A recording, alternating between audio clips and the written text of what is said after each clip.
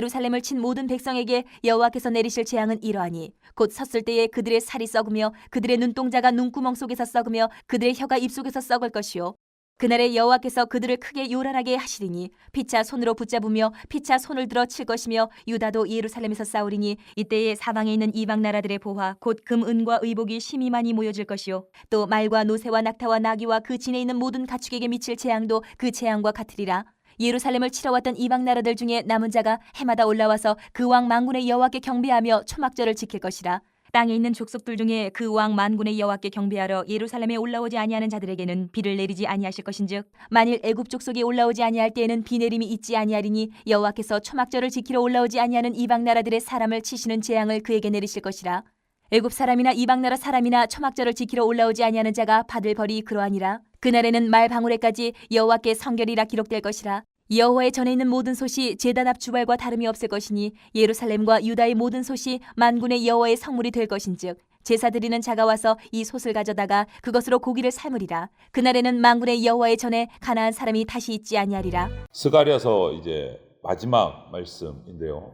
포로 되었다가 돌아온 백성들이 그 허허벌판에 아무것도 없는 데서 낙심하고 있는 거기에서부터 비전을 보여주시고 보호해 주실 것을 약속하는 예언의 말씀이 이 스가랴서에 쭉 기록이 되어 있습니다. 오늘 그 마지막 부분의 말씀인데 레위기 11장에 보면 하나님이 이스라엘 백성에게 이렇게 명령하신 적이 있습니다. 내가 거룩하니 너희도 거룩할지어다 이렇게 말씀하셨어요. 하나님께 나가려면 성결함을 잃지 말아야 됩니다. 이것은 주님의 뜻인 것이 분명해요. 주님 앞에 우리가 나가려면 예나 지금이나 성결, 거룩해야 된다라는 거죠. 오늘 이 스가랴서를 마치시면서 가장 마지막에 주신 말씀이 바로 이거예요. 거룩하신 하나님, 내가 거룩하니 너희도 거룩할지어다. 이것을 다시 한 번 더, 이제 포로 생활 마치고 다시 시작하니까 이제 성결해야 돼. 다시는 우상 숭배하면 안 돼. 성결해야 나와 함께 할 수 있어. 이거를 마지막에 한 번 더 강조하시는 말씀이에요. 먼저 보면 하나님의 뜻을 대적하면 심판받는다라는 거예요. 12절부터 15절을 보면 이방이 예루살렘에 쳐들어오는 것도 하나님이 계획하신 거예요. 그래서 하나님의 백성들이 이 힘든 상황에서도 이방 침공으로 어려움을 겪지만 곧 상황은 역전됩니다. 대적하는 자들이 심판받고 유다는 침략자들을 반격해서 전리품을 얻는 거예요. 금은 보화를 다 얻어요. 살아갈 재정이 채워지는 거죠. 여러분 똑같습니다. 세상에서 일어나는 일들을 보면 하나님 뜻을 거스르고 자기 마음대로 사는 사람들이 정말 잘 사는 것 같이 보이고 강한 것 같이 보일 때가 있습니다. 하지만 이 모든 것이 하나님이 무능력하셔서 그냥 그들의 죄를 방관하고 내버려 두시는 게 아니다라는 거예요. 그거는 분명해요. 결국은 하나님의 뜻대로 이루어집니다. 하나님의 뜻대로. 이방 나라들이 강해서 이스라엘을 자꾸 쳐들어오는 것 같지만 결국은 그들이 하나님 앞에서 멸망하고 그들의 모든 재물이 이스라엘 유다 백성에게 전리품으로 주어진다.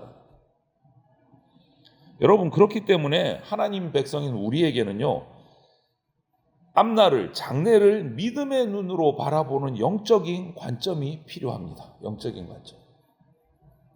짧은 안목으로 지금 바로 내 앞에 이 순간만 바라보면 우리가 왜 환난을 당하는지 알 수도 없고 그 의미를 찾을 수도 없어요. 긴 안목을 가지고 미래를 바라보면서 주님께서 내 속에 우리 교회 가운데 이 나라 가운데 일하고 계시면서 결국은 우리가 최후에 승리한다. 이것을 알고 있어야 돼요.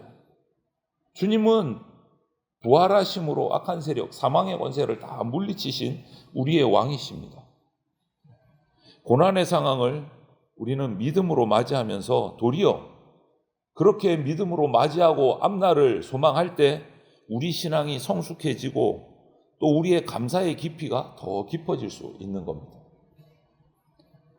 하나님이 허용하신 일이라고 생각하면 지금 당장은 내가 이 어려움이 나에게 왜 닥쳤을까 알 수 없을 수도 있지만 오히려 그것을 믿기 때문에 하나님께 나가서 도움을 구하고 하나님의 뜻이 이루어질 것을 간구할 수 있는 믿음이 생기는 거예요.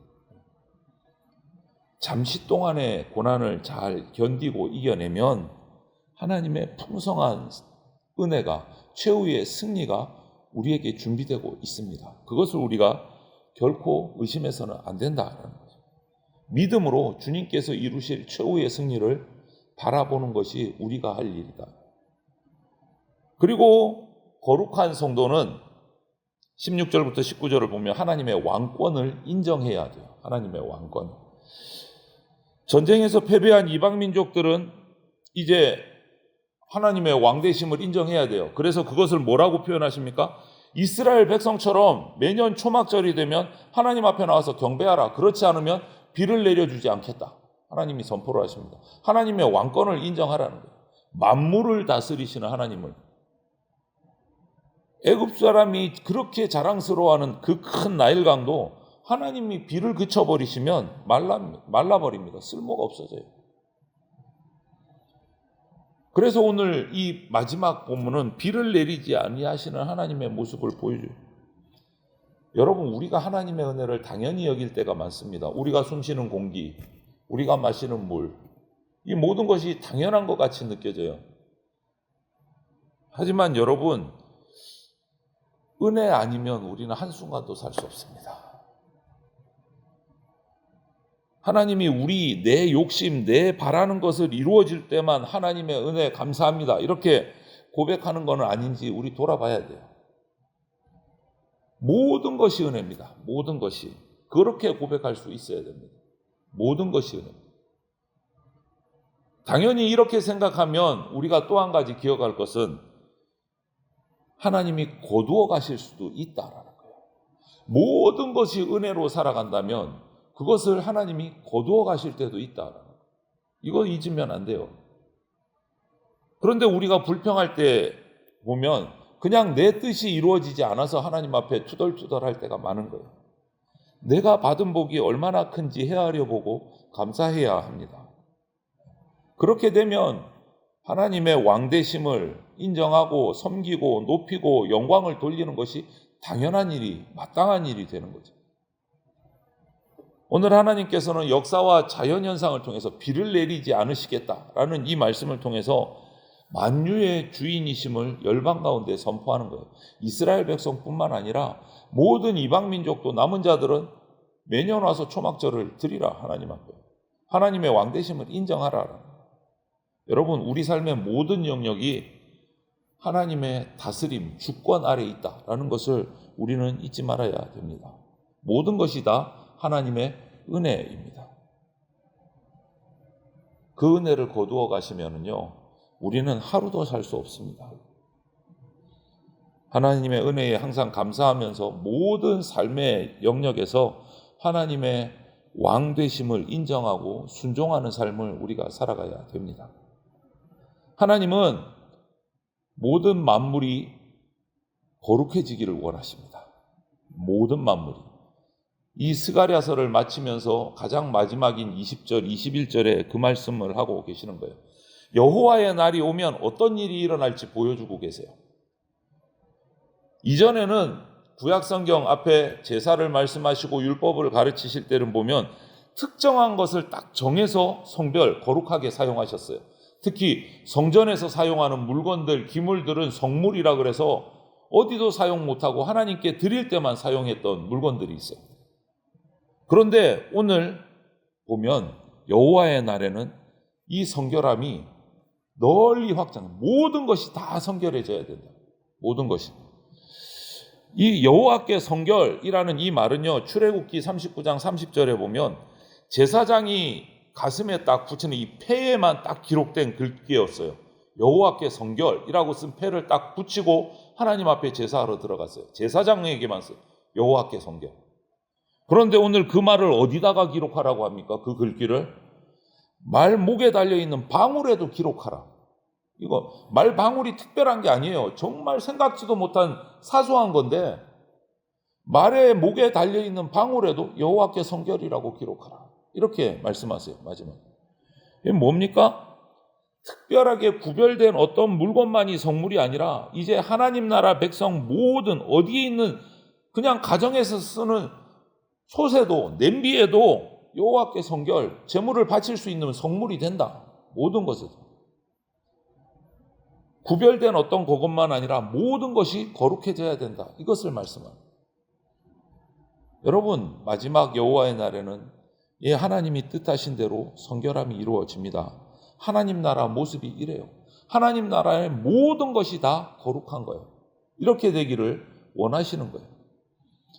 그런데 우리는 우리의 일상을 돌아보면 마음을 거룩하게 유지하지 않고 어떨 때는 흥청망청할 때도 있고 그냥 거래하는 대로 하나님 내 기도 들어주시면 내가 들어가서 예배 드릴게요. 이런 막 거래하는 마음으로 신앙생활 할 때도 있고 하나님이 안 들어주셨으니까 이번 주는 나 예배 안 나갈 거예요. 이러는 경우도 있고 여러분 이것은 주님의 뜻에는 귀 기울이지 않고 내가 원하는 것만 하려는 태도, 잘못된 신앙생활이죠.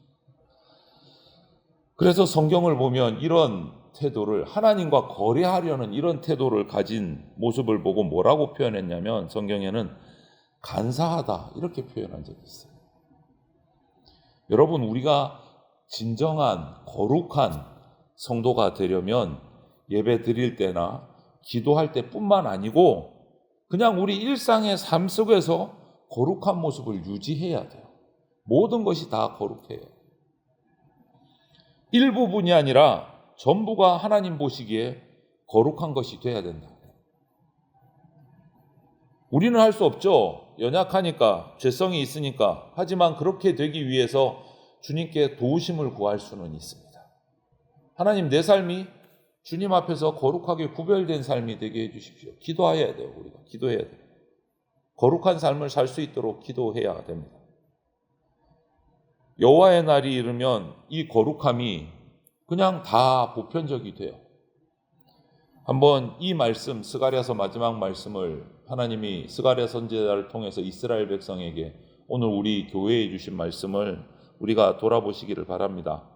교회에서만 또는 기도하는 순간에만 거룩한 척하는 사람은 진짜 성도가 아니다.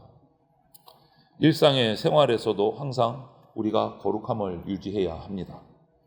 모든 삶의 영역이 주님이 기뻐 받으실 수 있는 거룩한 산제사, 삶의 예배가 될 수 있도록 우리는 힘써야 됩니다. 하나님의 뜻과 역사가 우리 눈에 당장 보이지 않을 수 있습니다. 하지만 우리가 믿는 것은 분명히 만물을 회복시키시고 거룩하게 하시고 하나님 나라 세우신다라는 거예요.